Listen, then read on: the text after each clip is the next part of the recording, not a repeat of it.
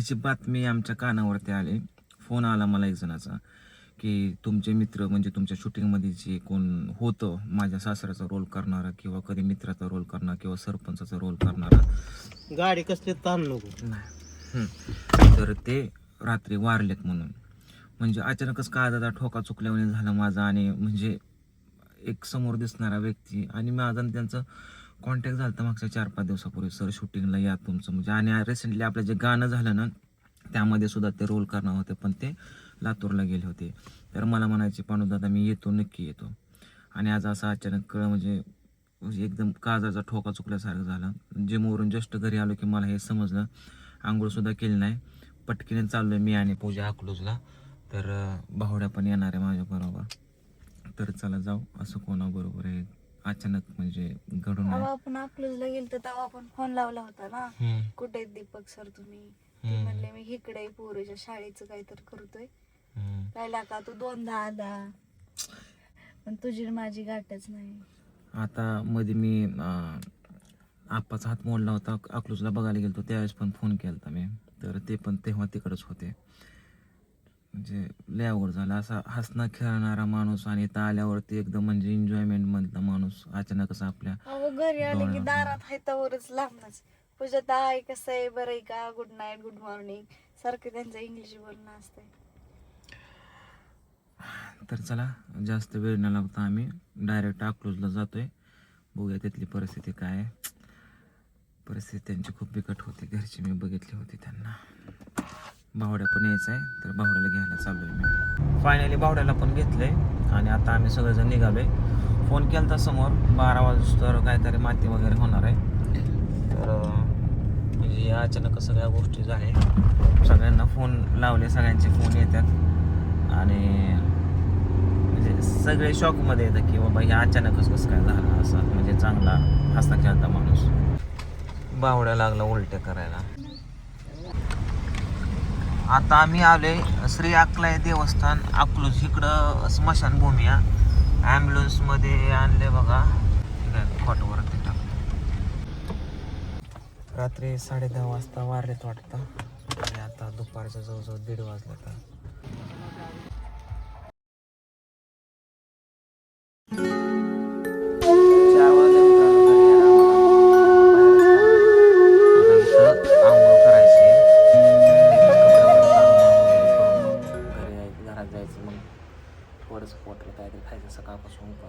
Finally मित्रांनो आता जवळजवळ 4:30 पावणे 5 वाजले आता.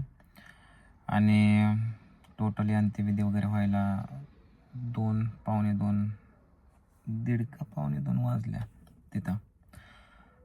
काल रात्री 10:30 वाजता म्हणजे वारले असं म्हणजे तिथं मी विचारपूस केली त्यावेळेस समजलं. म्हणजे वारायचं कारण म्हणजे झोपीतच अटॅक असा आला असं म्हणजे म्हणतात.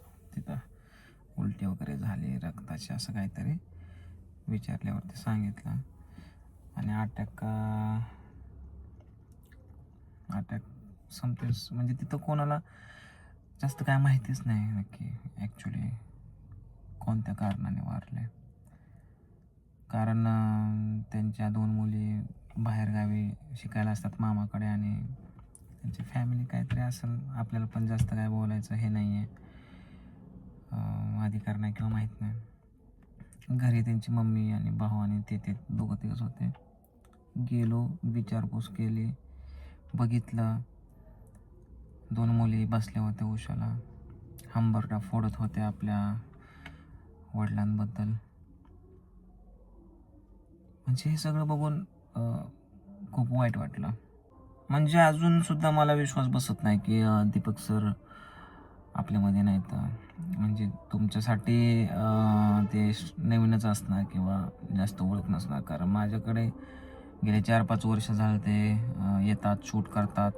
आलं ना आलं म्हणजे एन्जॉयमेंट असते. आता मागच्या एक 15 दिवसापूर्वी माझ्याकडे शूटिंगला आले होते. आम्ही शूट पण केलं आणि आता जे आपलं रिसेंटली एक सॉन्ग झालं त्यामध्ये आपण एक मुलीच्या वडिलांचा रोल केला. त्याच्या जागेवरती दीपक सरांनाच रोल द्यायचा होता पण ते लातूरला त्यांच्या मुलींकडे गेले होते. आणि रात्री ह्या सगळ्या गोष्टी झाल्याच्या नंतर आज सकाळी त्यांच्या म्हणजे मुली पोचल्या इथं लातूरवरून. म्हणजे एकदम हसरा स्वभाव, एकदम मनमोकळापणा. म्हणजे मला तर म्हणजे कसं आहे, ते आले की असं वाटायचं की म्हणजे कधी शूटला येतील. मी त्यांना शूटमध्ये नसेल तर मी त्यांना शूटमध्ये मुद्दाम घ्यायचो, कारण ते असले म्हणजे सेटवरती टेन्शनच नसायचं, एकदम हसायचं हसायचं हसायचं. एकदा आम्ही हरिहरेश्वरला गेलो होतो, तर तिथं पण त्यांचा रोल नसताना मी रोल काढला आणि त्यांना मुद्दाम घेऊन गेलो. त्यांना माझ्याबरोबर कास पठारला सुद्धा घेऊन गेलो, ठोसेघरला पण घेऊन गेलो. म्हणजे असंच मला म्हणायचे की पांडू, मला जेवढं पैसे द्यायचे तेवढं दे, किती पण दे, 1000, 500, 1,500 काय द्यायचं ते दे. कधी कधी म्हणायचे देऊ पण नको, पण मला शूटिंगमध्ये घ्यायचं कारण मला आवड आहे. त्यांनी महाराष्ट्रामध्ये बऱ्यापैकी जेवढे पण वेब सिरीजवाले आहेत, बऱ्यापैकी लोकांकडे त्यांनी काम केलं आहे. टी व्हीमध्ये कलर्स मराठीला, देवमाणूस मालिकेमध्ये, किंवा लाखात आमचा दादा, अजून बरेच काय सिरियल आहेत त्याच्यामध्ये सुद्धा त्यांनी केले. चित्रपट आहेत काय, त्या चित्रपटामध्ये छोटी छोटी भूमिका निभावली आणि माझ्याकडे तर यायचेच.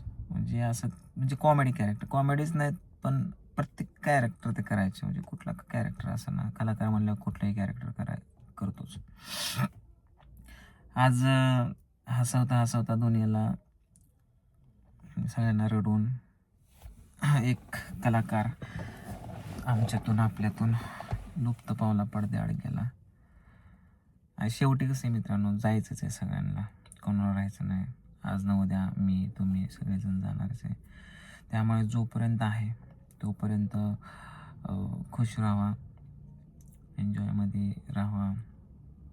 कधी कोणाचा शेवटचा दिवस असेल सांगू शकत नाही, नो गॅरंटी माणसांची.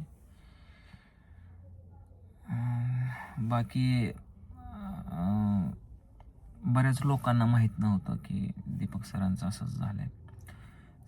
रात्री झाले आणि सकाळी 9 वाजता मला समजलं. परत मला समजलं की बऱ्याच लोकांना माहीत नाही आहे. मग मी आंघोळ न करता पूजाला घेतलं, भावाला घेतलं, कोणीच आंघोळ्या नव्हते गेले. डायरेक्ट गेलो. बावड्याला गाडी जमत नाही तरी तो गाडीमध्ये बसला, त्याच्या 2-3 वेळा उलट्या झाल्या. गेल्याच्या नंतर तिथं होते ओळखीचे वगैरे, विचारपूस वगैरे केली. तर बऱ्याच लोकांना माहीत नव्हतं. स्टेटस बनवला मी, स्टेटसला ठेवलं, इन्स्टाला ठेवलं. तेव्हा लोकांचे मला फोन यायला लागले, काय लोकांना माहीत झालं. तेव्हा लोक आले आणि करता करता 1:30 वाजून गेले अंत्यविधीला. आणि येताना मी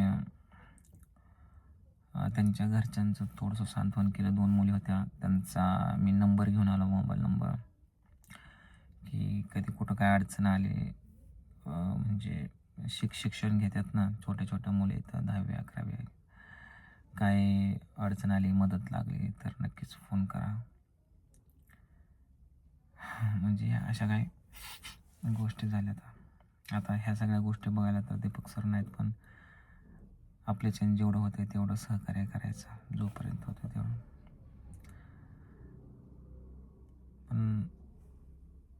पण ही जी गोष्ट होती जी घडली आता, ती अनएक्सेप्टेड होते.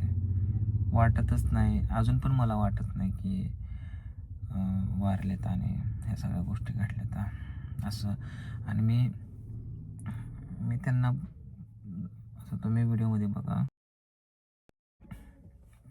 मी त्यांना असं बघतो, झोपलेत, नाकात कापूस, कानात कापूस, डोळे दाखवले, टोपी, कपाळावर गांधी. मला असं वाटायचं शूटिंग चालू आहे, ॲक्टिंग करतात आणि आता हा सीन संपला की उठणार आहेत. पण माझा हा भ्रम होता की हा माणूस आता शूटिंगसाठी नाही झोपला, कायमचा झोपलाय. नकळत डोळ्यात पाणी येत होतं त्यावेळेस माझ्या. मी जास्त काय तिथलं शूट घेतलं नाही आहे, नको वाटायचं.